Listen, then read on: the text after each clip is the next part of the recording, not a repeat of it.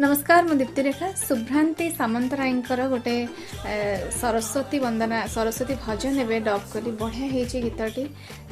गोटे सरस्वती पूजार स्पेशल रे गीतटी होती एसएसटी स्टूडियो रे रिकॉर्डिंग ओडिशा बज यूट्यूब चैनल पे गीतटी होती जो गीत को लिखिं रुद्र मल्लिक म्यूजिक कंपोजिशन करचंती आपण मानकर प्रिय मनु पागल बढ़िया होती गीतर कंपोजिशन और गीतर लिरिक्स बहुत और स्पेशल थैंक यू देवा चाहिए जीतू महापात्र भाई को थैंक यू सो मच।